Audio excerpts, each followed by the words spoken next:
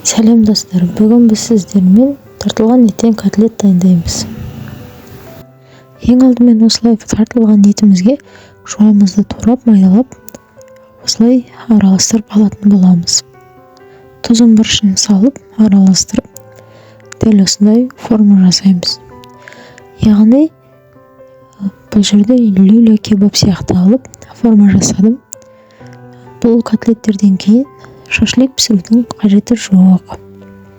Дәл осылай формаларды бір-бірінің ізіне қойып дайындап аламыз.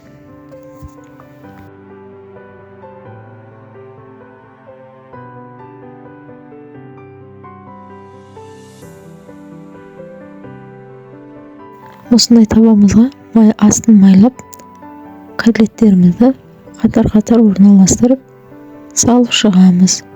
Дәл осы аралықта біз духовкамызды қосып қыздырып қоямыз.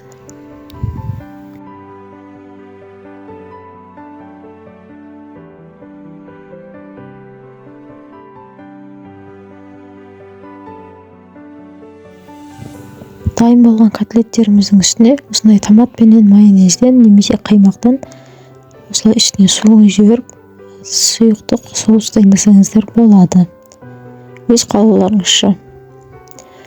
Дайын болған сұйықтығымызды осылай котлеттеріміздің үстіне жақсылап құйып шығатын боламыз. Содан кейін қызып тұрған духовкаға 180 градуста 30-35 минут пісіріп аламыз.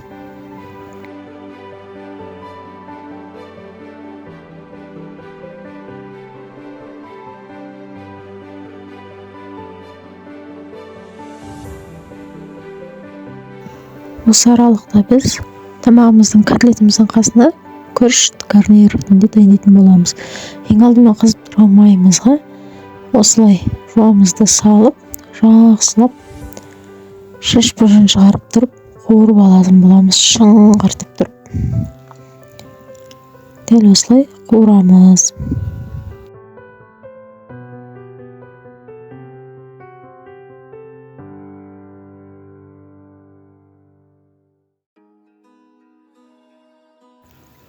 Котлеттеріміздің үстіне осылай күрішке арналған приправа қоссаңыздар болады, немесе ондай жақтырмасаңыздар қосып алуларыңызға да болады, өз еріктеріңіз.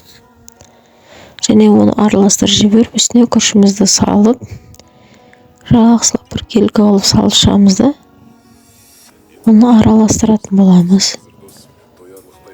Тез-тезден араластырып отырамыз, себебі асты жабысып қалмау керек.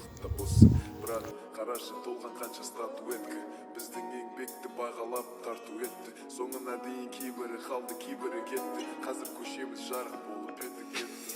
Әп-дөп түсіндірдік ақыры. Қазір ғана қозғап жатыр сенен қалған тақырып.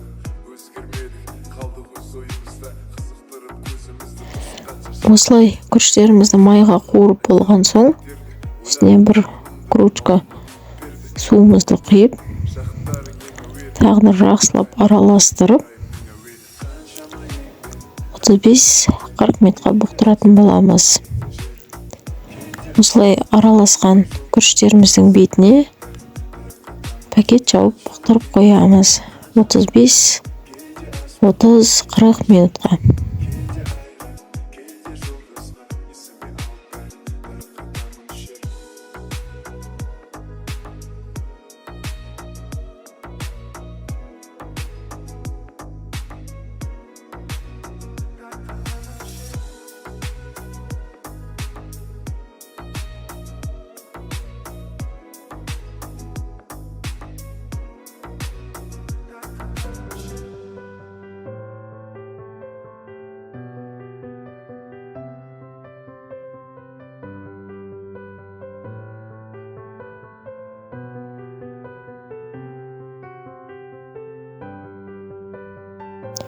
«35 минутқа аузын ашпай бұқтырып қоямыз.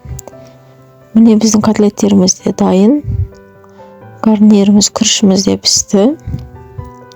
Енді осыларды отбасымызға ұсынамыз. Ең алдымен күріштерімізді араластырып жіберіп, осындай форма жасасаңыздар да болады, немесе тарелкаға салып бере берсеңіздер де болады. Мен отбасыма бір ерекше қылып бергім келді. Сондықтан осылай кесеге салып тарелканың ішіне төңкердім. Әдемі көрінеді. Және мейрамханалардағыдай әдемі болып вид беретін болады. Қасына котлеттерімізді саламыз. Осылай котлеттерімізді саламыз.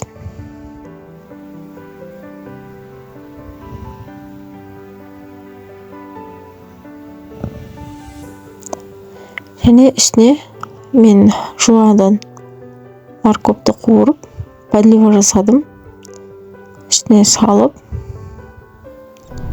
осылай әдемілеп салып шықсаңыздар болады. Қасына өздеріңіздің қалауларыңызша қияр, помидор қойсаңыздар болады. Астарыңыз тәмді болсын. Ұнаса лайк басып, арнама жазылып кетеміз.